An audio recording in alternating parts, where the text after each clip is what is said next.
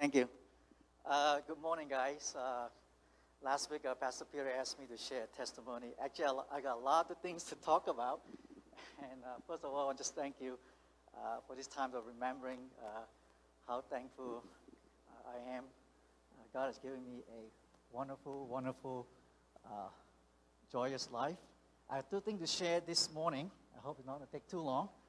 And the first thing I want to talk about is that how God led me to be a thankful person. As I grew up as a young boy, I was not that thankful person. I was like a person that always very critical and never be a thankful person.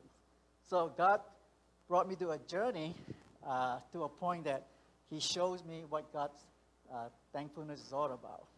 And first thing I want to share about is that I'm grateful that I'm still alive and very well today. It's because of God's grace, and God has brought me here today. Two stories I want to share with you, how God saved my life. And during my middle school days, I actually lied to my dad that I had to go to work, not going to school, because I needed the money. So instead of going to school, I had to go to work. So to go to work, me and a few friends of mine has to walk up to a mountain. That take about, I don't know how long, maybe 2 hours walk up there. And by the time we get up there, we have to do a lot of things that really demand all energies. But one day we decided to take a shortcut. Instead of walking through this path, narrow path to go up to the mountain, we decided to walk up, follow the trail of the river up there. And I didn't realize that that day was a rainy day. And then suddenly we walked all the way halfway through, and we heard the rumbling sounds, coming towards us. I have no idea, no clue what was that all about. And finally, my friend told us we need to get out of this river. So we all ran, and then I was too slow. And then the river was actually, all this water is flowing down, and I was really panicking. I say, I'm going to die, because this water is coming out so huge and so loud.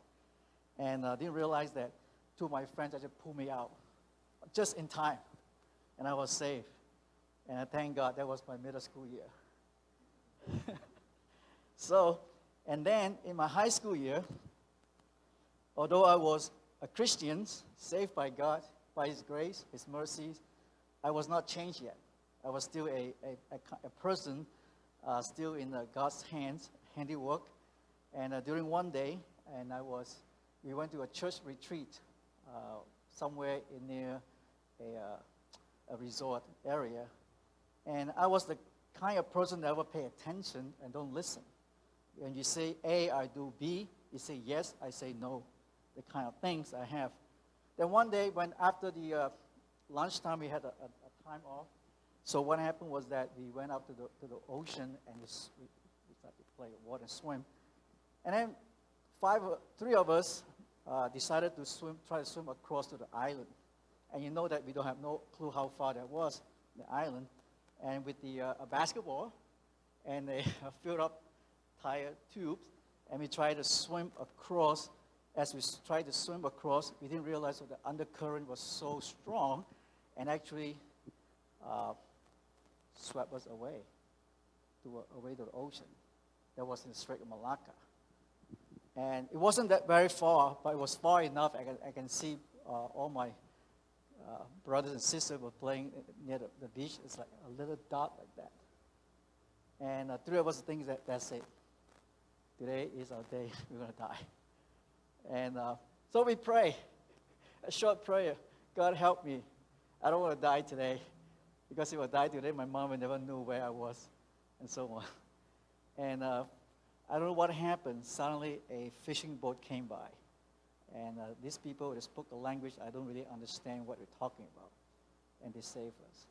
And they took us back to the shore, and we jumped down. And we went back to the night service. That night, our life has changed. My life changed. I'm no longer that naughty anymore. So that was God leading me be thankful to him because he saved my life. Without that two savings that God gave to me, I'll never be here today. I never enjoyed the experience of being a father, a husband, and a brother to people. And because of that, I am eternally grateful to God because he knew I'm his child. And the second thing I want to share is that I never knew Thanksgiving until I came to the United States. Back there in Malaysia, we never celebrate Thanksgiving. All we celebrate is only Christmas, Chinese New Year, and New Year. It's all about food and other things. And then one day, my advisor, also my graduate advisor, invited us to his house for Thanksgiving dinner. In that Thanksgiving dinner, we all heard about the story of the programs and Christian families giving Thanksgiving with one another. I was really perplexed. And America can really show this kind of thankfulness to what God has given them. So my full understanding of the importance of being thankful and gracious is when I became a father. See, when me and my wife got married, we realized that we cannot have children because of situations. And we make a plan that, we're going to live our life like two happy campers, enjoy life without child, and enjoy the rest of life. But I didn't realize that one day I received a phone call, and I was watching TV, and I forgot what the show is all about. Okay. And the call was, my wife answered it, and then my wife, after talking for some time, my wife just shout out and say, "Do you want to adopt a baby?" I say, "Why not?" I didn't even give a thought. Why not? And I tell you, that thought set the motions of adopting my son, Michael. And within a month and a half, we adopted him. He was born in Flushing Hospital. But when he came to our home, he was only 5 pounds and 12 ounces. And when I was holding him, he was like so small. And I realized that, oh my God, I'm a father now. I'm a dad.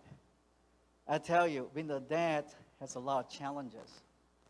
I went through all the ups and downs, and I tell you, every part of it, I enjoy it. Not because I don't want it, it's because God shaped me to a point of that kind of person I am to be. You know, we were broke, not really broke. We don't have a lot of money at the time. We just got married, bought a house, and then we have no money for paper adoptions. So we have to borrow money, a personal loan of $15,000 just to adopt that child. I tell you, if we didn't adopt the child would be aborted that day. And so God took me to a journey to enjoy the precious time that God's given me. And that God truly taught me about one thing. Be gracious. Because God has given us a child. So one day, during Thanksgiving, I tell you, I've never faced hunger in my life. I never have to worry about money.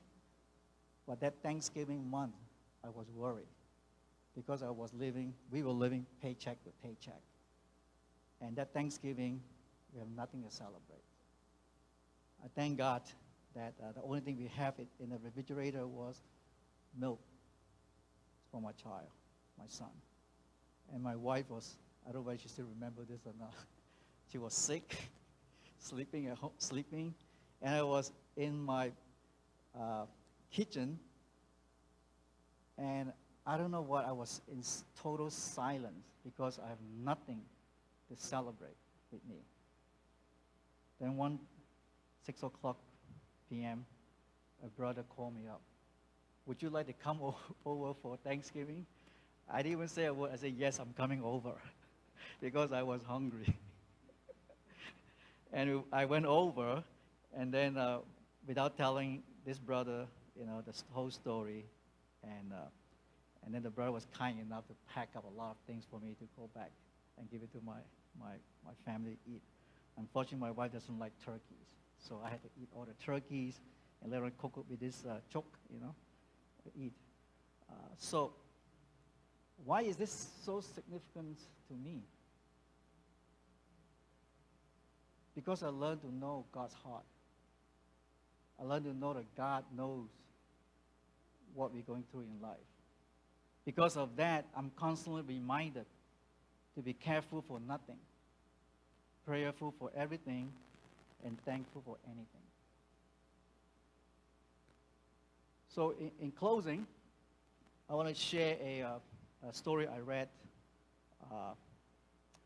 just a few days ago. I like to read stories and illustrations because it helped me in my sermon. So this story came from Timothy Paul Jones.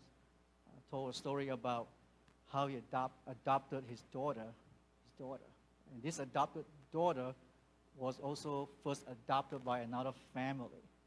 And because of it didn't work out, so the first adopted family, disowned this child. So Timothy Paul felt that he had something to give. Although this child was a troubled child, he realized that God has adopted him. So why don't I adopt this child and give life to this child? So one day when they were planning to go to Magic Kingdom, and this adopted child realized that, that why are they planning to go to Magic Kingdom, Disney World? Because she had experienced that before. The first adopted parents actually put her at home. When they went to the Disney World, they kept this adopted child at home, and they only brought the own birth children family to the Disney World. Reason why is not because the family do not want this adopted child to go to Magic Kingdom. It was because this child was so troublesome, acting out, to a point that these parents, first adopted parents, cannot handle it. And so the parents has to resolve the adoption, has to give it up. So Timothy Paul Jones heard about it, and he took in this 8-year-old daughter and became the daughter. And then when it come time for them to plan to go to Disney World, this child acted up again and think that maybe this is another game they're playing. They're just saying up because they want me to stay home and do not want me to go to Disney World. And then one day, Timothy Paul Jones sat down with this adopted child and told her, are we going to Disney World as a family? The adopted child said, yes, we're going to Disney World as a family, not with an outcast person. So they brought this adopted child along with the whole family to go to Disney World. Although when she went to Disney World, it was the first time she actually went into Disney World. All her life she only heard about stories about Disney World, Magic Kingdoms and everything.